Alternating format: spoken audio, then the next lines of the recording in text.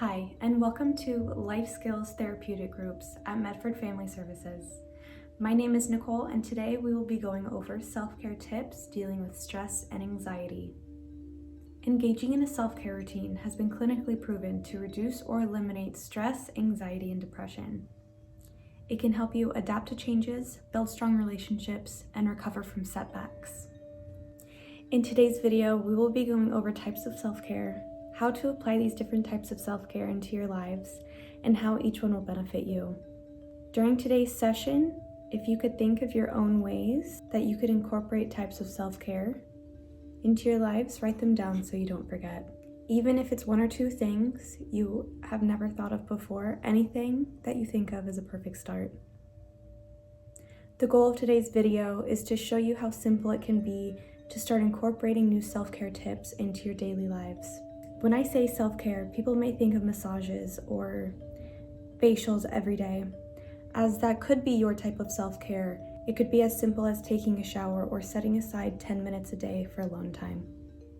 There are also benefits of being in group sessions.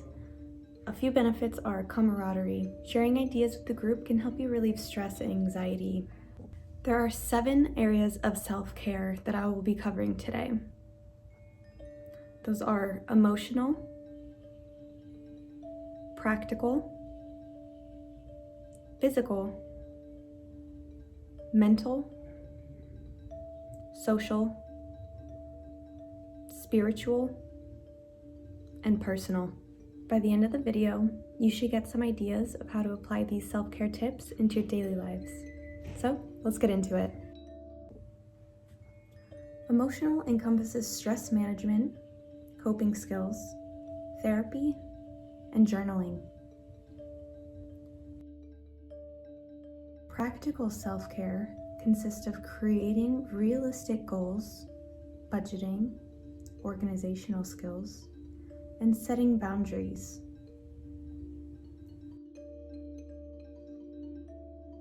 Physical includes sleeping, stretching, walking, exercising, hydrating, yoga, basically anything that pertains to your physical health. Mental includes anything thought-provoking, such as puzzles, chess, reading a book, anything that stimulates the mind into critical thinking. Social evolves around spending time with friends or family, communicating your needs or wants, having a support system, and anything that is with someone else and not just you alone. Spiritual is when you are taking time out of the day to spend alone. Meditate, being alone in nature, or a sacred space where you find peaceful. Lastly, personal. This is any hobbies that you have where you find enjoyment in. Creativity, authenticity, and personal space. Now, to understand what category or categories in most cases that you are in, we need to focus on what is causing that stress and anxiety. This is something that needs to be practiced and take time to hone in on what is really making you worry and stressed. When you are in certain situations where you feel your stress or anxiety be triggered, be sure to either remember it or write it down so you don't forget it. This helps you identify the situation that you're in and make it easier for you to hone in on what is causing that stress and anxiety. One of the self-care tips I will be sharing today is taking a break from television or social media. This is a big one in today's society because we know a lot more about what's going on in the world at all times than we ever did before. Watching the news and being on social media, it is actually known to increase stress, anxiety, and depression.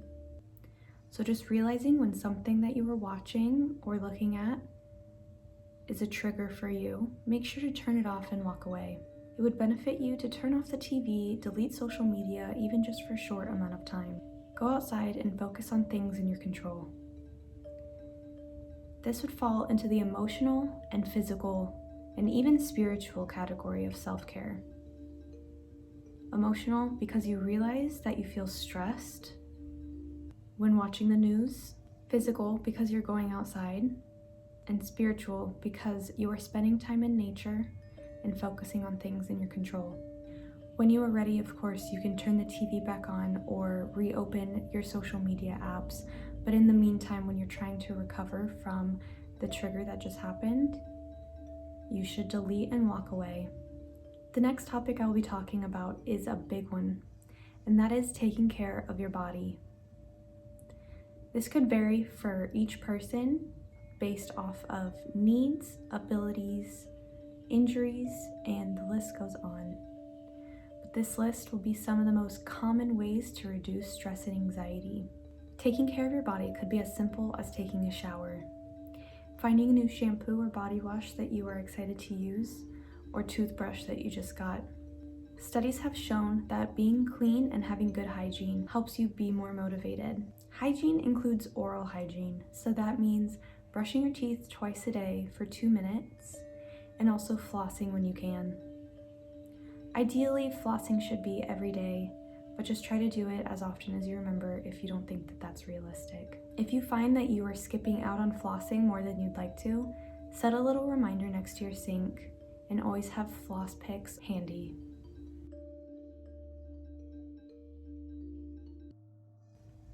Another practice of taking care of your body is a holistic approach called whole body tapping.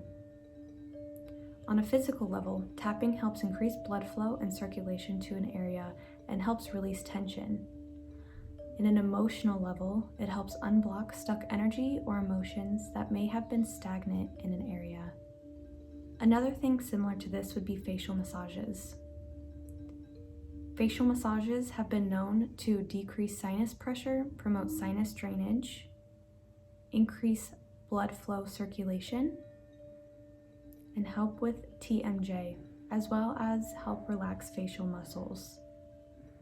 There are many ways to go about doing facial massages. The one I always do is take my fingers like this and go in between my eyebrows in a pulling out motion, and that helps relieve the tension of me furrowing my brows throughout the day. Eating a healthy meal is part of taking care of your body. We all know that what you put in your body matters. And making sure that you eat at least one healthy meal a day can make a huge difference in the long run. What you put in your body also includes water intake. Men should be drinking about 10 to 13 8-ounce glasses of water a day. As for women, you should be drinking about 8 to 10 8-ounce glasses of water. Staying hydrated is so crucial for your body's overall health. Some benefits include increase of energy, decrease in headache, and it helps flush out bacteria. If you find yourself not drinking enough water throughout the day, I would set a reminder on your phone or just little sticky notes around the house to help you remember to drink more water.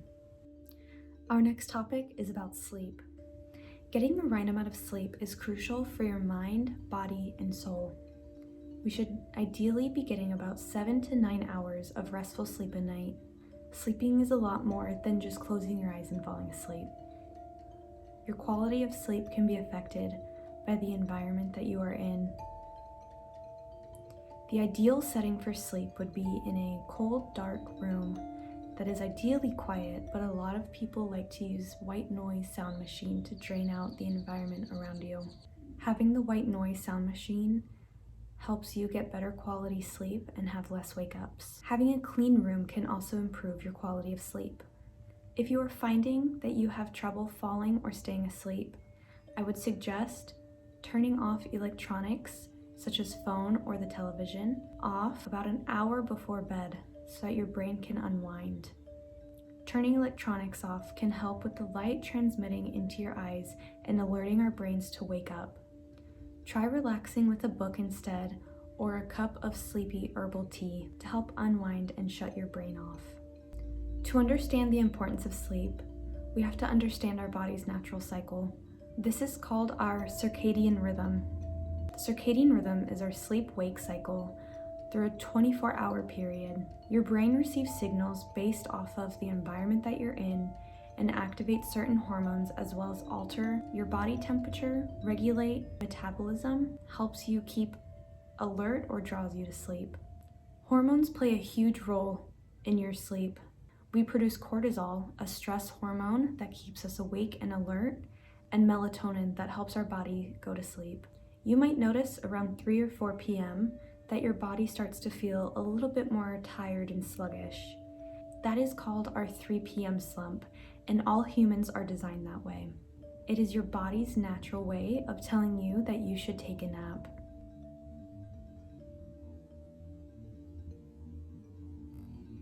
The ideal nap is around 15 to 30 minutes, but could be as long as 90 minutes, which is a natural sleep cycle. A brief nap can increase alertness, decrease grogginess, and help you feel more motivated. This 90-minute nap does not disrupt subsequent sleep at night because it does not reduce the homeostatic buildup of pressure for sleep.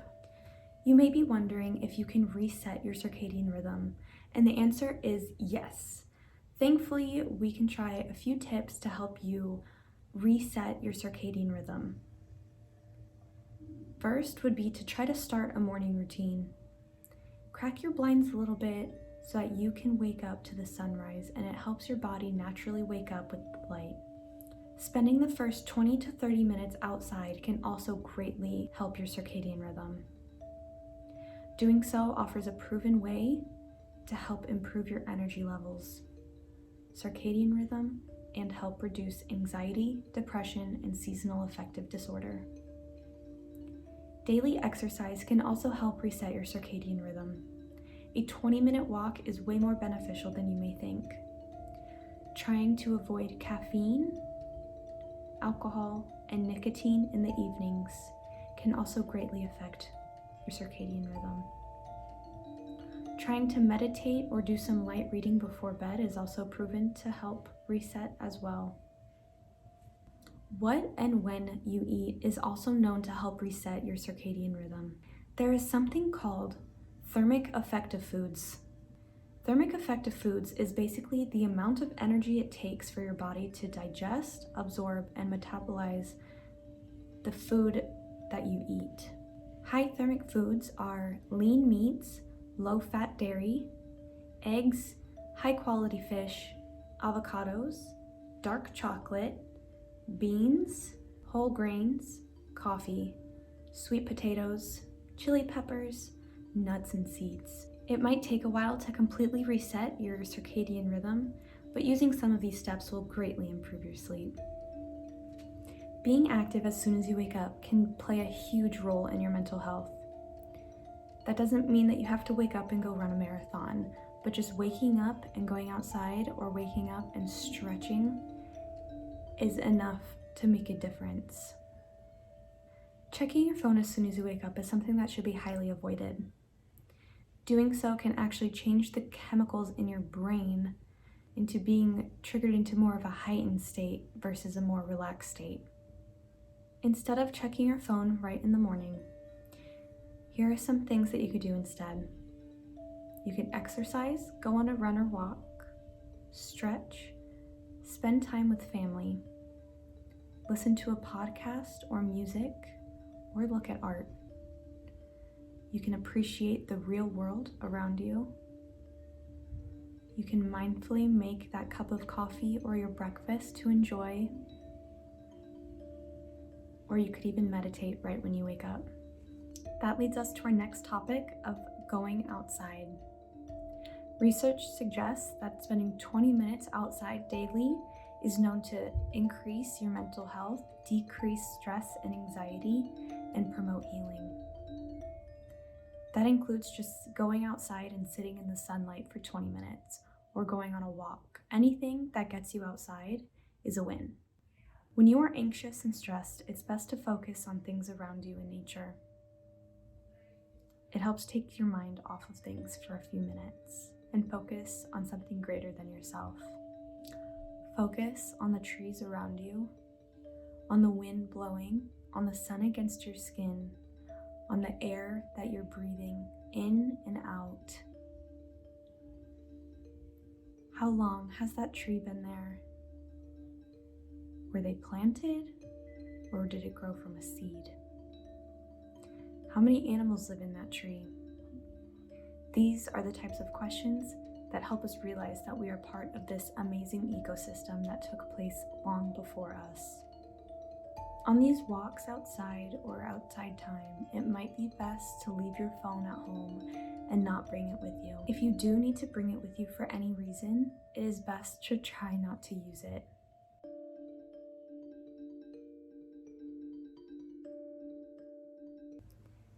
This next topic is one of my favorites, and that is spending time with animals. Whether it's your own or a family member or friends, spending time with any animals is known to decrease stress and anxiety as well as depression. Taking care of animals gives us a greater sense of purpose and a greater sense of self-confidence. A benefit to having a dog or an animal that you need to take outside to relieve themselves is it forces you to get out of the house and spend time outside in some fresh air. If you do not want a commitment of taking care of an animal for 10 plus years, a great option would be looking into your local animal shelter. Fostering is a great way to feel out your options and gain a greater sense of purpose.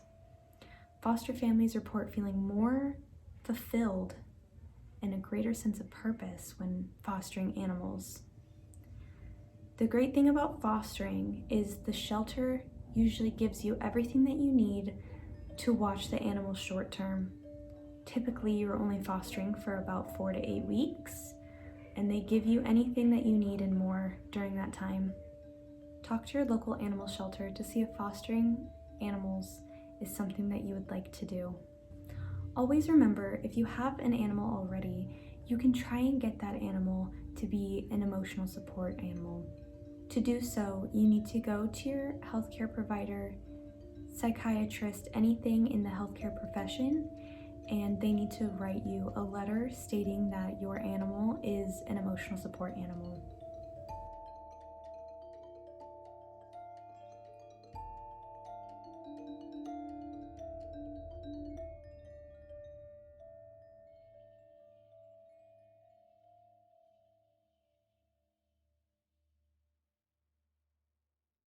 Doing so can waive pet fees and pet rent at places that you are renting from. Our next tip is practicing yoga and meditation. There are so many known benefits of practicing these two relaxation methods. There are 3 similar methods to explore: gentle, restorative, and yin. The purpose is to slow down and try and find a deep relaxation physically and mentally, so you can activate your body's healing mode. The parasympathetic nervous system. We hold emotional and physical tension in our bodies in places that we don't realize. So doing gentle stretches allows our body to heal. Meditation is another way that we can try and relax our mind and our body. To meditate, you will try to find a place where you can relax and be at peace. Meditation is only around 5 to 10 minutes, and you can work your way up to however long you would like. Sitting is the best way to practice meditation, but again, doing whatever you feel comfortable with is great. Once you are in a seated position, make sure that your phone is either off or on Do Not Disturb. Try to have as little distractions around you as possible. Once that is set, try and focus on your breathing. The best way to practice this is something called belly breathing, and that is by sticking your belly out when you are breathing in, and imagine that you are filling it up with air.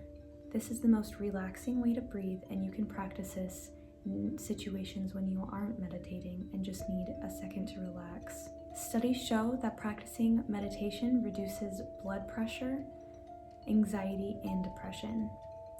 Meditation is the best way to transcend beyond the material world. Our next tip is about setting goals. The biggest thing to take away from setting goals is to be realistic with them. Being unrealistic with your goals is actually known to cause a setback and makes you unmotivated to achieve them. When creating goals, try and focus on the things that are causing your stress and anxiety.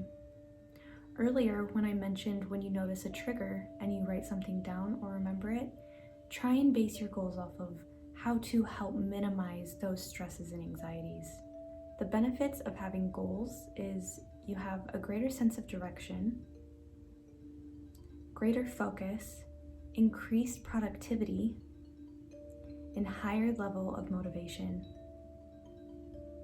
Setting goals that are specific can help transform habits, your mindset, and your daily actions. For example, I set a goal to start eating more healthy meals at home. I was eating out a lot, and I did notice that it was taking a toll on my physical health as I was feeling more sluggish and groggy throughout the day. I would make it a goal to make 3 new meals a week. So I would set aside time on a Saturday and pick 3 new recipes that I really wanted to try, and I made a grocery list off of those meals. Doing so helped my anxiety with going to the grocery store and getting things that I actually needed so that nothing would go to waste. A goal of yours might be to start a better routine. It is proven that routines help your structure in your day-to-day life and also help reduce stress and anxiety, which can lead to better mental health. You might also sleep better having a structured daytime routine as well as a nighttime routine.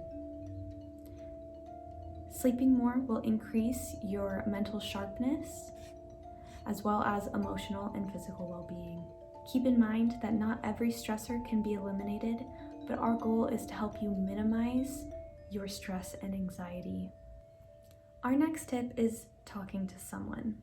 Talking to someone has many greatly known benefits, such as decreasing anxiety, depression, and stress. It doesn't even need to be a therapist to count as talking to somebody. It could be a friend or a family member. Of course, it could be a therapist as well, if that is someone who you find enjoyment in talking to. They could give advice that friends could not, and they also listen from a third-party perspective. Benefits of talking to someone can help you feel like you're not alone in your worries. Putting your fears and concerns and anxieties out there in the world can help take weight off of your shoulders. Carrying around worry has more damage than you may think on your mental health. You may find it easier to internalize your problems and not burden anyone with your feelings or thoughts. But do not think that way, because that is a very negative way to think. You are not alone in your worries, and I can guarantee you that. You may find it easier to internalize your worries, but that causes so much more than just mental stress.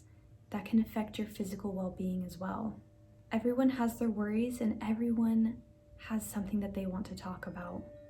There's something called disclosure reciprocity, and it is when you tell someone something sacred to yourself, it allows them to feel that they can also express their selves to you. You might be surprised with some of the things that somebody tells you once you allow them to open up to you. And vice versa. You may be surprised that you just told this person your entire life story, but you also may feel a sense of relief with that as well. Our next tip is taking up a hobby.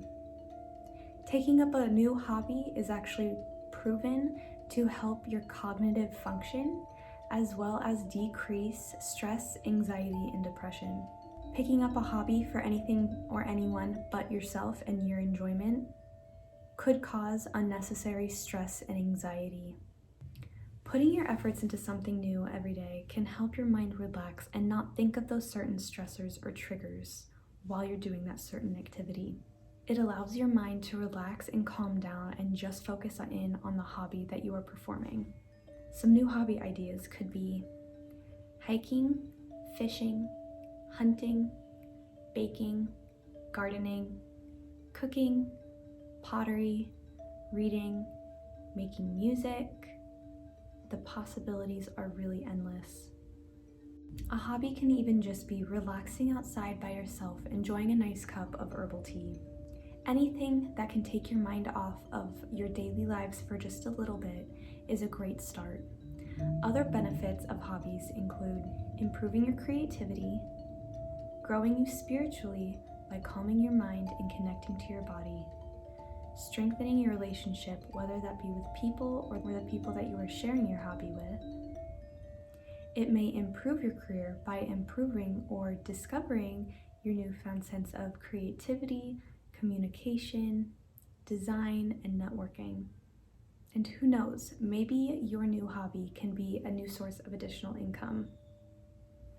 Thank you for watching, and I now hope you understand the importance of how taking care of your body can affect your mental health.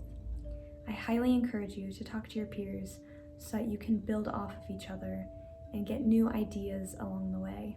If you don't know where to start, pick a topic that pertains most to your lifestyle and you think is realistic. Try not to pick a goal that is unrealistic, and try going outside as often as you can. I encourage you to give me and my team feedback, and if you have any questions, please write them down or let your provider know. On the next slide, there will be 3 questions. If you could just write your answers in the comment box, that would be amazing. Thank you so much. I hope you found an idea here that inspired you to try something new.